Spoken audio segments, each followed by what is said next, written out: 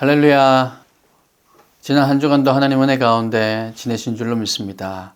환절기입니다. 여러분 건강 유의하시고 또 감기도 조심하셔서 건강한 몸과 또 마음으로 주님 앞에 나아가는 여러분 다 되시기를 간절히 소망합니다. 오늘은 갈라디아서 2장 1절에서 10절까지 말씀 함께 봉독하겠습니다. 제가 봉독해 드리겠습니다.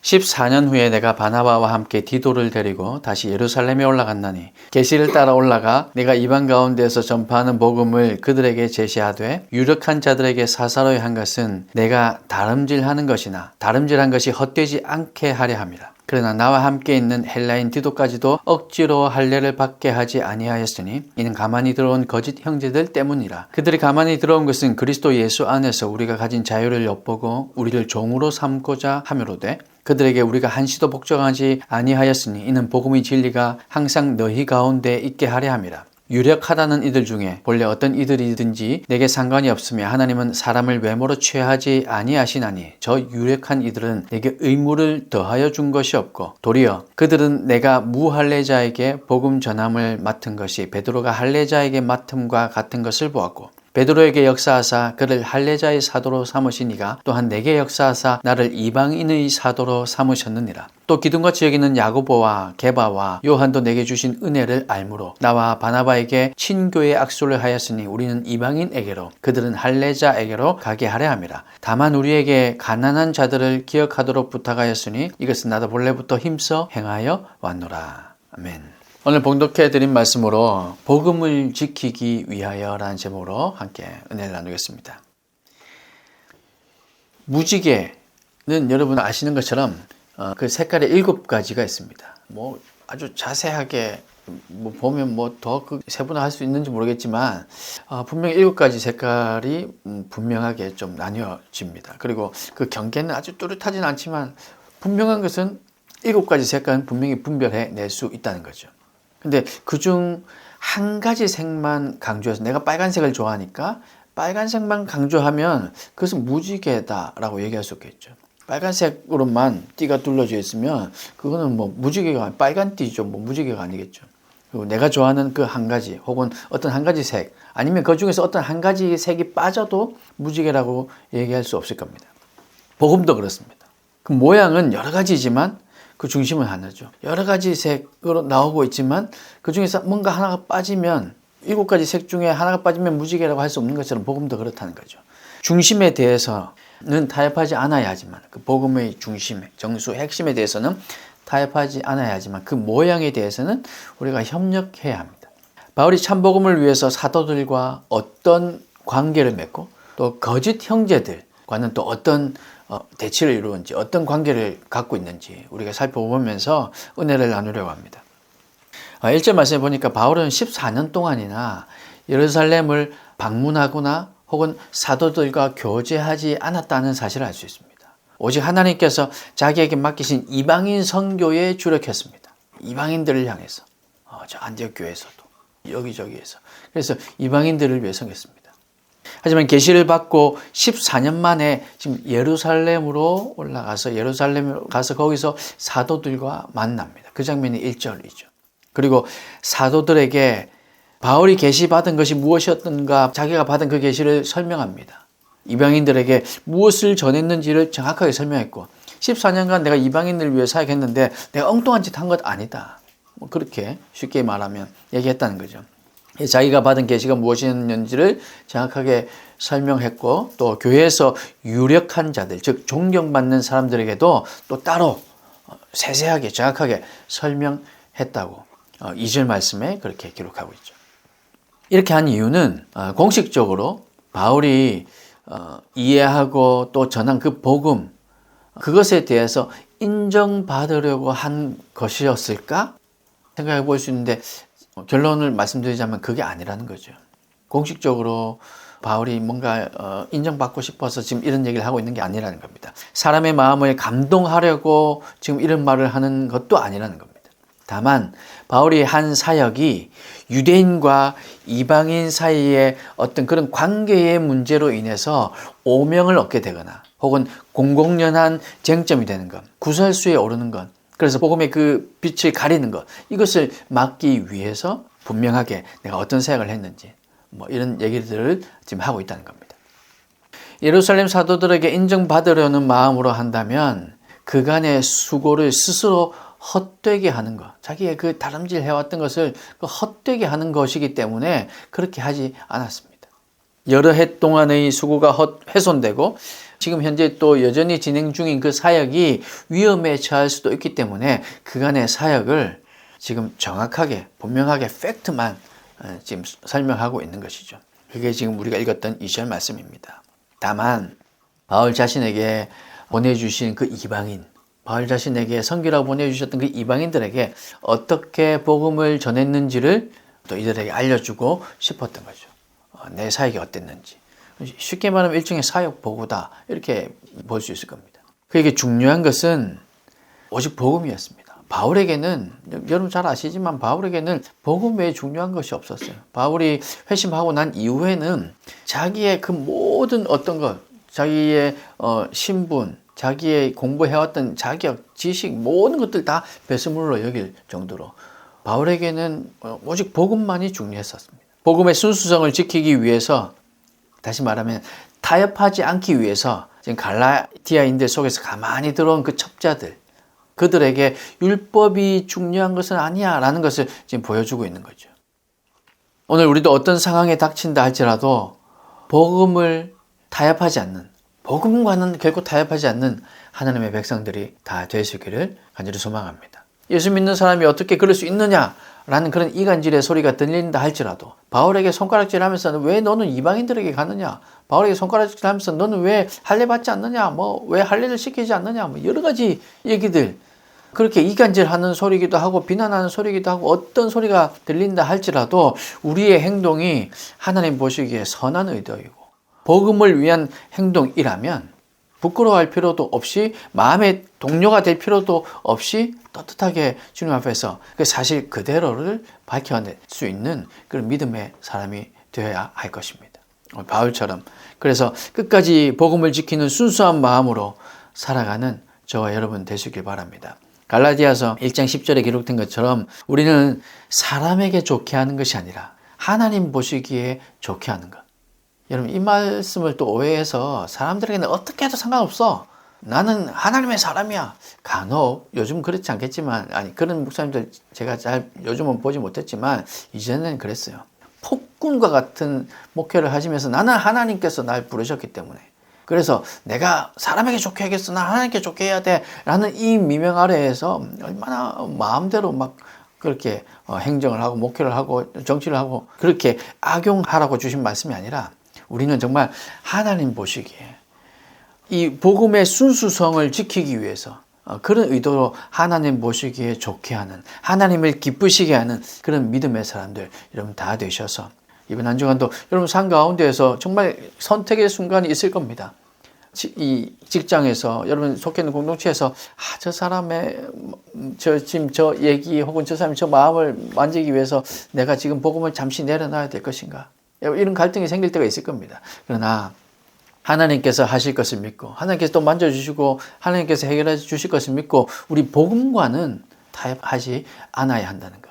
사람에게 기쁘게 하기 위해서 복음을 내려놓는 것이 아니라 우리는 하나님을 위해서 온전히 우리의 마음을 다 내어드리고 하나님을 기쁘시게 하는 저와 여러분이 될 수 있기를 간절히 소망합니다. 바울은 예루살렘에 올라갈 때 이방인으로 그리스도인 디도를 데리고 갔습니다. 하지만 예루살렘 교회의 그 유대 사도들을 의식해서 그에게 억지로 할례를 행하라 뭐 그러지 않았습니다. 할례를 여전히 행하지 않은 채로 사역해 왔습니다. 그러나 갈라디아 공동체를 어지럽히던 거짓 형제들, 그들이 바울에게 또 디도에게 또 이런 상황 가운데 할례를 요구합니다. 그게 3절 말씀이죠. 그렇게 해야 된다고 그렇게 그들이 요구해 왔습니다. 그것은 할례 없이도 그리스도를 영접하고 또 삶에서 성령의 열매를 맺고 있는 지금 바울과 그리고 디도의 신앙을 부정하는 일이었던 거죠. 너네들 그렇게 하면 뭐해? 할례 받지 않으면 이거 다 소용없는 것이야. 지금 이렇게 얘기하고 있는 거죠. 그래서 이렇게 얘기하는 것은 바울의 사역을 부정하는 것이고 하나님이 하신 일도 역시 부정하는 것이 되는 겁니다. 그래서 그리스도 안에서 누리는 자유를 빼앗고 다시 할례나 절기 준수 같은 거, 주님께서 우리에게 자유를 주셨어요. 할례 받아야 되는 거 그게 이제 아니라는 거 꼭 그렇게 하지 않아도 괜찮다는 걸 이제 우리가 분명히 다 이제 지금 이 시대를 살아가는 우리는 너무나도 잘 알지만 당시에도 이제 예수님께서 오셨기 때문에 그러지 않아도 된다는 거 이제 바울은 알았다는 거죠. 그리고 디도도 알았다는 거죠. 그리고 바울과 함께 신앙생활을 하는 공동체들은 그게 아니라는 걸 알았다는 거죠. 근데 이 갈라디아에 들어온 이 거짓 형제들은 아니야. 형식이 중요해. 그러면서 그 자유를 빼앗고 다시 할례나 절기 준수 같은 거. 이제는 예수 안에서 모두 완성된 것들. 그게 뭡니까? 율법이잖아요. 그 율법에 다시 매이게 하는 그런 시도였기 때문에 그것은 바울의 사역을 부정하는 것이고 하나님을 부정하는 것이기 되는 겁니다. 그래서 한시도 거짓 형제들의 이 요구에 굴복하지 않았습니다. 우리가 복음을 위해서 조금 내려놓고 우리 그러면 저 사람들 하도 저러니까 우리 할례 합시다. 이러지 않았다는 거죠. 그럴 필요가 없었다는 겁니다. 복음이 아닌 것과는 철저하게 타협하지 않았습니다. 할례를 해야 된다는 것, 이건 복음이 아니었거든요. 그래서 그건 결코 타협하지 않았다는 겁니다. 바울에게는 자신의 평판이나 형식적인 그런 일치는 복음의 가치와 복음의 능력에 비하면 전혀 지킬 만한 것이 아니었기 때문에 바울은 자신 있게 그렇게 행동할 수 있었던 겁니다. 사랑하는 여러분, 오늘 우리도 바울의 이 삶을, 우린 예수 그리스도의 삶을, 하나님의 말씀을 분명히 새기고 기억해야 되지만 우리 믿음의 선배인 이 바울의 삶, 적어도 이 부분은 우리도 기억하고 율법에 얽매게 하는 것들, 그런 것들 많이 있잖아요. 우리 신앙생활을 하면서 우리도 모르게 그 율법에 얽매여서 성경은 이렇게 하면 안 돼. 성경을 이렇게 함부로 놔두면 안 돼. 물론 성경을 함부로 막 그러면 안 되지만 거기에 얽매여서. 그래서 뭐 성경을 하루에 매일 읽으라고 하니까 마치 뭐 성경을 하루다 정말 문자적으로 안 읽으면 막 죽는 것처럼. 그래서 자기 자신을 정죄하고 힘들게 하고 또 자기는 열심히 읽고 있는데 읽지 않는 사람을 보면 또 그 사람을 정죄하고 하는 이런 거. 이렇게 율법에 얽매이게 하는 것들에서 우리는 이제 자유하며 하나님만 바라보고 하나님께만 영광 돌릴 수 있는 복음의 순수성과는 타협하지 않아야 하지만 그러나 그 외의 것들과는 또 얼마든지 또 받아들일 수 있는 그런 여유로움도 우리 속에 충만하여서 이번 한 주간 하나님께서 우리에게 주시는 이 삶 속에서 우리에게 허락하신 이 삶의 터전 속에서 우리 신앙생활을 실제로 이어나가는 이 필드에서 이렇게 자유함을 가지고 주님 주신 그 자유로 그 자유함으로 믿음생활 신앙생활 하셔서 하나님께 영광 올려드리는 여러분 다 되시기를 주님의 이름으로 축복합니다. 사도들은요 바울을 인정했습니다. 처음에는 긴가민가 했을 겁니다. 그럴 수밖에 없었죠. 어제까지만 해도 박해하던 사울이었으니까요. 근데 그 바울을 이제는 인정합니다. 그가 이방인들에게 전하는 그리스도의 복음을 인정했고 바울의 사역의 성과를 믿음을 통한 성령의 역사로 다른 사도들도 다 인정했습니다. 아무것도 더하거나 빼도록 그런 조건을 달지 않았습니다. 사도들은 바울을 자신들의 영향력 아래에 두지 않았습니다. 우리는 예수님과 직통으로 이렇게 얘기하고 대화했던 사람들이고 바울 너는 예수님 살아생전에 보지 못했잖아. 그러니까 우리 밑에야 뭐 이러지 않았다는 겁니다. 자신의 영향력 아래 두지 않고 자신들과 바울 모두가 다 하나님의 영향력 아래에 머물고자 한 거죠. 목사 아래에 장로가 있고 장로 아래에 권사가 있고 그 아래에 집사가 있고 그 아래에 성도가 있고 이렇지 않다는 겁니다. 행정상 뭐 그럴 수 있겠죠. 행정 상 이렇게 교회의 어떤 직분의 구조를 그리기 위해서 뭐 그럴 수 있겠죠. 그러나 실제로 우리 믿음이 우리 신앙이 그렇지는 않다는 겁니다. 우리는 모두 다 하나님의 영향력 아래에 머물러야 됩니다. 우리는 다 하나님의 아들, 하나님의 딸들입니다. 그래서 우리는 하나님 아래에 목사님이든 성도든 다 동일하고 똑같다는 것을 우리는 깨닫고 신앙에 조금 도움을 받을 수 있고 조금 신앙을 도울 수 있지만 우리의 영향력 아래에 들어있는 것은 아니라는 거 우리는 또 기억해야 됩니다. 요즘 어떤 OTT 그 매체에서 나는 신이다 그런 어떤 제목의 다큐멘터리가 지금 아주 큰 파장을 불러일으키고 있죠. 뉴스마다 한동안 계속해서 그 JMS 뭐 또 그 외의 이단들에 대해서 얘기하는데 이것도 그 이단에 빠지는 사람들의 생각 구조 속에 이런 것들도 포함되어 있기 때문이라 생각이 됩니다. 그 목사님이 나보다는 더 우월한 존재이고, 그래서 나는 그 목사님 밑에 있어야 마치 하나님을 보는 것 같고, 이런 심리가 거기 깔려 있는 거죠. 그러다가 이단에 넘어가게 되고, 그러다가 자신도 모르게 세뇌당하고, 이런 일들이 생기는 게 아닌가 생각됩니다. 여러분, 우리는 동일합니다. 어떤 목사라도, 어떤 성도라도 우리는 동일하게 하나님의 영향력 아래에 머물러야 된다는 거. 지금 사도들이 바울을 그렇게 인정하고 있습니다. 자기들의 영향력 아래 두지 않고 동일하게 하나님의 영향력 아래 머물고 있다는 겁니다. 안식일, 음식 규례 뭐 이런 것들과 함께 자신들을 이방인과 구분하는 그런 결정적인 표시 가운데 하나였던 그 할례, 그것을 바울에게 요구하지 않았다는 거. 이 사도들은 다 이미 할례 받은 사람들이거든요. 근데 그것을 바울에게 요구하지 않았다는 거. 이것은 요즘으로 치자면 혁명적인 변화였습니다. 사도들은 복음의 본질을 훼손하지 않는 한 다양한 사역의 방식이 존재할 수 있다는 거. 물론 그러기까지 이 사도들에게도 시간이 좀 오래 걸리긴 했지만, 이제 이 사도들은 그것을 다 받아들이고, 그래서 다양한 모습이구나 하는 것을 인정했다는 겁니다. 바울이 이방인들에게 복음을 전한 것조차 인정했고, 그리고 그 전하는 모습과 그 전하는 방식들이 어떠하다, 그것도 다 인정했다는 겁니다. 그리고 사도들은 자신들이 알고 있던 신앙의 모습을 바울에게 강요하지 않았습니다. 이렇게 기도해, 이렇게 말씀을 읽어, 이렇게 율법을 지켜, 뭐 이렇게 강요하지 않았습니다. 바울이 하는 것을 인정하며 하나님의 다양성, 하나님께서 다양한 것들을 인정해 주시는 그것을 그들은 이제 깨달은 거죠. 그리고는 자신들이 역시 변하기 시작했습니다. 이건 정말로 놀라운 일이 아닐 수 없습니다.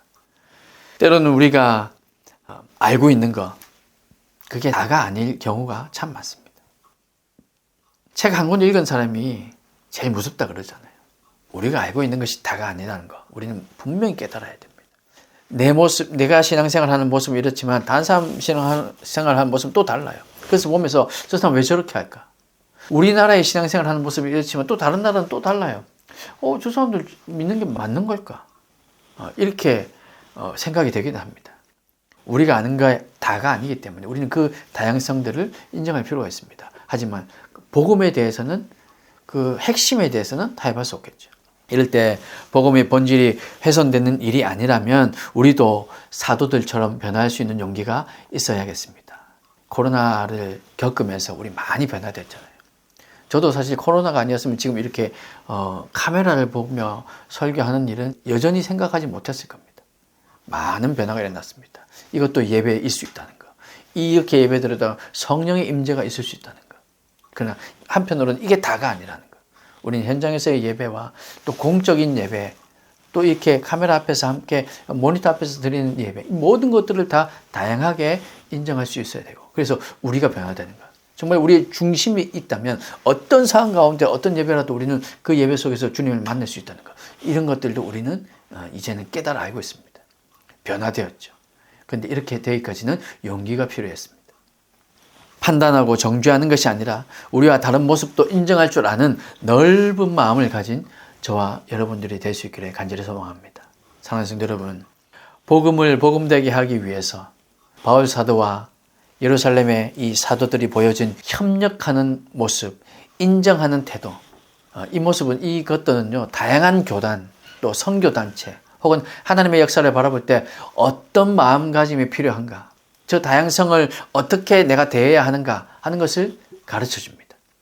거짓 복음은 배척해야 하지만, 거짓 형제들, 그들은 배척해야 하지만, 복음 안에서는 철저하게 자신을 낮추고 지체들에게 귀를 기울이고, 내가 아는 복음, 내가 아는 그 복음만을 전하고, 내가 아는 그 신앙생활만 전하는 것이 아니라, 또 저렇게 나와 다른 모습으로 신앙생활을 하고 있는 그들에게 우리는 귀를 기울이고 우리의 모습을 낮추고 성령의 역사가 여기서도 일어나는구나 하는 것을 우리는 인정해야 할 것입니다. 그러면 그것을 인정하기 시작하면요, 우리의 신앙이 다양해집니다. 우리의 신앙이 넓어집니다. 우리가 하나님을 체험하는 것이 훨씬 더 넓어집니다. 그러면 더 다양하게, 더 많은 곳에서, 더 많은 시간, 더 자주 하나님을, 우리는 하나님의 임재를 체험할 수 있게 되는 거죠. 근데 우리가 고집했던 그 신앙생활만 고집한다면, 계속해서 고집한다면 우리 삶 속에서는 하나님 만날 수 없을 겁니다. 예배에서만 우리 하나님 만날 수 있어라 고집한다면 예배 자리에 아니고서는 그 어디서 하나님을 만나기 힘들어지겠죠. 하지만 이것을 다 인정한다면 우리는 생활 속에서도, 우리는 잠을 자기 전에도, 아침에 눈 뜨자마자 우리는 어떤 생활 속에서도 주님과 동행할 수 있는 자유한 믿음의 사람들이 될 수 있다는 것이죠. 하나님께서 오늘 우리에게 주시는 이 메시지로 여러분, 우리가 서로 인정하고 협력하고 섬기라는 그 말씀인 줄 우리가 믿고, 우리의 서로의 모습 다양성을 깨닫고, 그렇게 우리의 모습도 변화되어서 다양한 모습으로 다양하게 보여주신 그 하나님을 체험하는 저와 여러분이 다 되시기를 간절히 소망합니다. 복음의 본질을 분명히 깨닫고 사랑으로 협력하고 또 섬기기로 결심하는 저와 여러분, 그래서 더 많은 이들, 또 연약한 이들, 또 우리와 모습이 다른 이들, 그런 모두를 다 인정하고 협력하고 섬기는 우리 모습이 다 될 수 있기를 주님의 이름으로 축복합니다. 기도하겠습니다.